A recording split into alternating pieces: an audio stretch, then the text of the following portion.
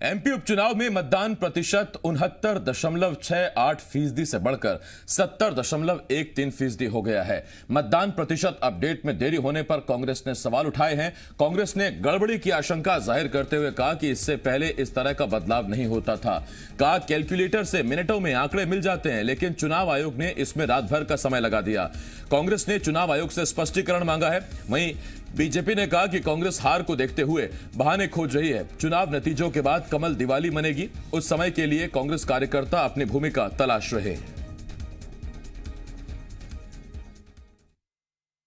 इसकी गहन जांच होनी चाहिए। चुनाव आयोग को इस पे अपना पक्ष रखना चाहिए कि इतनी बड़ी संख्या में अगर 6%, 3%, 4% का मतदान का अंतर केवल जो है रात से सुबह तक के बीच में अगर आ रहा है, तो ये चिंता का विषय है राजनीतिक दलों के लिए भी, लोकतंत्र के लिए भी और चुनाव आयोग की जो है अस्मिता को बचाए रखने के लिए भी।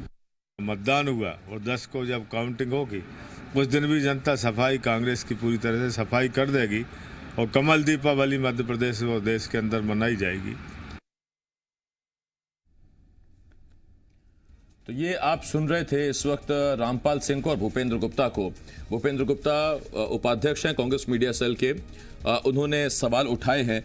संदीप भमरकर, जी मीडिया संवाददाता, इस वक्त इस बड़ी खबर पर हमारे साथ जुड़ रहे हैं। संदीप, पिछले चुनावों में या चुनावी इतिहास में देखें तो अमूमन जब वोटिंग खत्म होती है उसके कई घंटे बाद तक आंकड़े अपडेट होते रहते हैं, लेकिन कांग्रेस को यह आपत्ति है कि कई घंटे तक तो ठीक है, लेकिन पूरी रात निकल गई और उसके बाद फासला कोई आधा परसेंट 1% का नहीं है, यह फासला करीब करीब 3% के आसपास दे दिया गया है।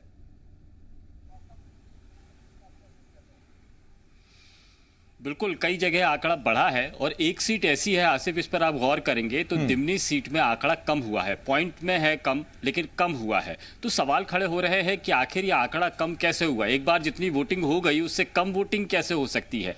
और जो आंकड़े में बदलाव आया है, आमतौर पर यह समझा जाता है कि जब ईवीएम सिस्टम नहीं भी था, मतपेटियां नहीं भी थी, तब रात को 9 या 10 बजे तक तो फाइनल आंकड़े आ जाते थे और ये पता लग जाता था कि कितना वोट रहा है, कितना मत प्रतिशत रहा है। यहाँ पर एक सेंट्रलाइज सिस्टम किया गया। सेंट्रलाइज सिस्टम में आरओज को, जो जिला निर्वाचन अधिकारी है, इनको सूचित करने के लिए कहा गया था और यहाँ से अपडेट, एक सिस्टम में एक अपडेट डालना होता है। वो अपडेट डालकर एक एकीकृत सिस्टम बना लिया गया था जिसमें वोटर टर्नआउट एप्लीकेशन के जरिए फाइनल आंकड़ा मिल जाता था। रात को तकरीबन 9 बजे चुनाव आयोग के सूत्रों ने यह कहा कि ये फाइनल आंकड़ा है और ये प्रसारित किया जा सकता है, ये कह के कि ये फाइनल आंकड़ा है। और इसीलिए 69% को हम ये माना गया कि यही फाइनल आंकड़ा है और मतदान का प्रतिशत इतना ही हुआ है। चुनाव आयोग की तरफ से कोई बात इसके अलावा नहीं कही थी, ना आधिकारिक तौर पर ना अनाधिकृत तौर पर। दरअसल सूत्रों पर ही सारी बातें चल रही हैं। चुनाव आयोग लगातार चुप है। हम ये सवाल उठा रहे हैं कि किसी भी उपचुनाव में चुनाव आयोग की तरफ से प्रेस कॉन्फ्रेंस की जाती है, चुनाव की जानकारी दी जाती है, कोई इत्तला हो तो वो प्रसारित किया जाता है ताकि ज़मीनी स्तर तक मैसेज क्लियर हो जाए। लेकिन इस पूरे उपचुनाव में हमने ये देखा कि चुनाव आयोग ने मीडिया से या संवाद करने से दूरी बनाकर रखी थी। और अब जबकि उपचुनाव के दौरान भी जिस दिन मतदान होता है, इस दिन भी प्रेस कॉन्फ्रेंस करके ये बताया जाता है चुनाव आयोग की तरफ से कि वोट ऑफ परसेंट क्या रहा है। लेकिन इस बार एप्लीकेशन का हवाला दिया गया और मीडिया से बातचीत करके या जनता से संवाद करके इस पूरी प्रक्रिया से चुनाव आयोग दूर बना रहा। वजह न जाने क्या है, वजह भी सामने नहीं आई है। हालांकि इस मसले पर हमने वीरा राणा, जो सीईओ है चुनाव आयोग की मध्य प्रदेश में, उनसे बातचीत करने की कोशिश भी की थी, लेकिन वो मीडिया के सवालों से बचती हुई अंदर चली गई और चुनाव आयोग के दफ्तर के अंदर मीडिया को प्रवेश की इजाजत भी नहीं दी। संदीप, मैं लौट रहा हूं इस पर आपके पास। इस वक्त के मिश्रा साहब कांग्रेस की तरफ से हमारे साथ जुड़ रहे हैं, कांग्रेस के नेता है।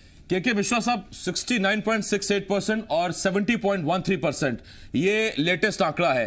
कहने को करीब करीब आधा % का फर्क है। कांग्रेस को इसमें क्या आपत्ति है? आशिफ भाई, आपत्ति होना बिल्कुल स्वाभाविक है जी, कि सिर्फ 28वीं विधानसभा के उपचुनाव हैं। कोई 230 विधानसभा के उपचुनाव नहीं कि तो पूरे प्रदेश का इलेक्शन कमीशन को आंकड़ा इकट्ठा करना होगा और फिर पूरे प्रदेश का प्रतिशत बताना होगा। हमें पूरी आशंका है कि सरकार के दबाव में वोटों में हेराफेरी हो सकती है। और कल इस बाबत हमने ट्वीट भी किया था और इलेक्शन कमीशन से आग्रह किया था कि वो वोटों का प्रतिशत जो है, जितना भी वोट प्रतिशत हुआ है, निर्धारित वक्त में घोषित करें। अब 24 घंटे बाद उस प्रतिशत को बढ़ाने का उचित क्या? इसमें कौन सी ईमानदारी दिखाई दे रही है? नहीं, के मिश्रा साहब, जब आप ये आरोप लगाते हैं तो उस दौर में चाहे दिग्विजय सिंह का ये कहना कि बैलेट पेपर से चुनाव होता तो बेहतर था, ईवीएम से चुनाव क्यों करवाया जा रहा है, कमलनाथ जैसे इतने बड़े नेता का ये कहना कि प्रशासन का जमकर दुरुपयोग किया गया है, अब कांग्रेस कह रही है कि जानबूझकर मतदान प्रतिशत में छेड़छाड़ की जा रही है, ये कहीं नेगेटिव आप ही के कार्यकर्ताओं पर एक मैसेज न चला जाए कि सब कुछ तो सेट हो चुका है, फिर हम किस लिए लड़ रहे हैं?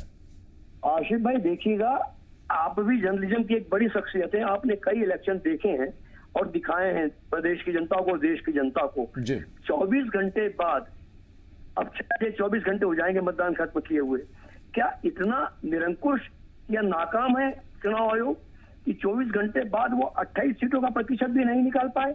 उसका क्या कारण माना जाएगा?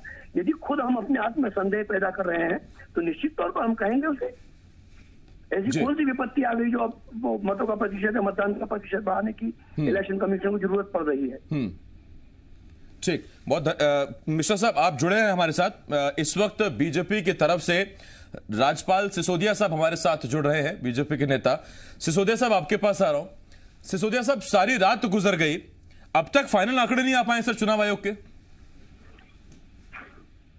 चुनाव आयोग निष्पक्ष तरीके से काम कर रहा है और कांग्रेस जिस प्रकार से आरोप लगाने का काम कर रही है, मुझे ऐसा लगता है कि ईवीएम पे और भारत निर्वाचन आयोग के ऊपर आरोप लगाना अपने आप में इस बात को प्रदर्शित कर रहा है कि कांग्रेस अपनी हार को लेकर जो है पूरी तरह से कंफर्म हो चुकी है कि कांग्रेस हार रही है। अब वो बहाने तलाश करने का काम कर रहे हैं। जहां तक प्रतिशत की जानकारी आने का काम है तो निश्चित तौर पे थोड़ा समय तो लगता है, क्योंकि सब जगह के इकट्ठे कलेक्शन होकर और फिर उसके बाद में ग्रांड टोटल होकर करने का काम होता है। मैं नहीं समझता हूं कि इसको कोई गड़बड़ी से जोड़ना चाहिए। सिसोदिया साहब, तब जबकि सारा का सारा चुनाव ईवीएम से हुआ है, मात्र 28 सीटों पर चुनाव था, आपको लगता है कि आंकड़े सारे एकत्रित करने में इतना मुश्किल है इस डिजिटल जमाने में ईवीएम जैसी मशीन के साथ? नहीं, मुश्किल तो नहीं है, पर गलती ना हो इस वजह से सावधानी के तरीके से उसको करना। तो इसका मतलब गलती हुई ना सर? पहले कुछ और आंकड़ा दिया गया, अब कुछ और आंकड़ा दिया जा रहा है। नहीं, पहले कोई आंकड़ा दिया गया, ऐसा कोई अधिकृत आंकड़ा नहीं है। अधिकृत आंकड़ा तो अब जारी हो रहा है। ये अधिकृत आंकड़ा है सर? ये फाइनल आंकड़ा है 70.13%? हाँ, निश्चित तौर पर। मैं लौटता हूं इस पर राजपाल जी आपके पास। संदीप, मैं आपके पास आ रहा हूं। के मिश्रा साहब कांग्रेस की तरफ से और राजपाल सिंह सिसोदिया साहब बीजेपी की तरफ से हमारे साथ हैं, और आप दोनों मेहमानों को बता दूं कि मेरे सहयोगी संदीप भमरकर हमारे साथ जुड़े हुए हैं। संदीप, मान लिया कि आंकड़ा अपडेट हुआ जब टैली किया गया या जब क्रॉस चेक किया गया, लेकिन जिस तरह आपने जो दिमनी का जिक्र किया वो वाकई चौंकाने वाला है कि वहां अगर 0.1% वोट भी कम होता है या 0.1% भी वोटिंग का प्रतिशत कम माना जाता है, तो फिर ये चौंकाता है कि ऐसे कौन से वोट है जो चुनाव आयोग ने अचानक से कम कर दिए या जिन्हें अमान्य घोषित कर दिया। ये कैसे हो सकता है? और आप कोई सवाल पूछना चाहें सिसोदिया साहब से या मिश्रा साहब से तो आप पूछ सकते हैं। बिल्कुल बिल्कुल आसिफ, राजपाल सिसोदिया साहब को और के मिश्रा साहब को दोनों को ये बात चौंकना पड़ेगा कि दिमनी में जो मतदान का प्रतिशत पहले बताया गया था वो कुछ और था, और इसके बाद में जब मतदान का प्रतिशत आज जारी हुआ वो कुछ और है। देखिए 61.06 था कल जो जारी हुआ था रात को 9 बजे, आज 61.90 हो गया है। ये आंकड़ा जो है जो है ये लगातार घट बढ़ रहा है, ये लगातार घट बढ़ रहा है। तो कई जगह इस तरह की शिकायतें भी मिली है, और इससे पहले भी इलेक्शंस हुए हैं राजपाल सिसोदिया साहब। ये इलेक्शंस इससे पहले जब भी हुए हैं तो रात को 9-10 बजे फाइनल आंकड़ा आ जाता था और चुनाव आयोग बना भी रहता था। यहाँ पर शंका इस बात को लेकर हो रही है कि चुनाव आयोग लगातार दूरी बनाकर रखा हुआ है, कोई बयान जारी नहीं कर रहा। इस बार तो प्रेस कॉन्फ्रेंस भी नहीं हुई जो मतदान के दिन होती थी, और इसके बाद में जब अगले दिन अगर कोई आंकड़ा जारी हो रहा है जिसमें पूरी रात अगर चुनाव आयोग को लग गई है है। ऐसा नहीं है कि रात को दफ्तर बंद हो गए थे या कामकाज बंद हो गया था। जब स्ट्रांग रूम में देर रात तक काम चलता रहा था, सुबह तक 24 घंटे ड्यूटी लगाई गई थी, तो ये काम लगातार चल रहा था, दफ्तर बंद नहीं हुए थे। इसके बावजूद ये लेट लतीफ़ होना है और 5-6% का अपडेट करना, यानी रात को 9 बजे के बाद कोई अपडेट नहीं हुआ और फिर अगला अपडेट जो हुआ वो सुबह 11-12 बजे के आसपास में हुआ और 11-12 बजे अपडेट जो आया वो चौंकाने वाला था। 5% कहीं इजाफा, कहीं 6% इजाफा। ये इजाफा जो बताता है यही तो शंकाओं के घेरे में डालता है। सिसोदिया साहब, संदीप जी की बात को आगे बढ़ाना चाहता हूँ। संदीप जी ने बोला कि रात को कल जो है कोई प्रेस कॉन्फ्रेंस नहीं हुई, कोई उनकी तरफ से बयान जारी नहीं हुआ। तो जब भारत निर्वाचन आयोग की तरफ से, चुनाव आयोग की तरफ से कोई प्रेस नहीं हुई, कोई आंकड़ा जारी नहीं हुआ, तो फिर ये आंकड़े जो बताए जा रहे हैं ये कहाँ से आए? मैं वही कह रहा हूँ कि ये अस्पष्ट थे। स्पष्ट आंकड़े तो फाइनली जब प्रस्तुत करेंगे वो तभी माने जाएंगे ना, जब वहां से जारी होंगे, सील रखकर, उनके साइन होकर और उनकी प्रेस कॉन्फ्रेंस के माध्यम से उसको अधिकृत माना जाएगा।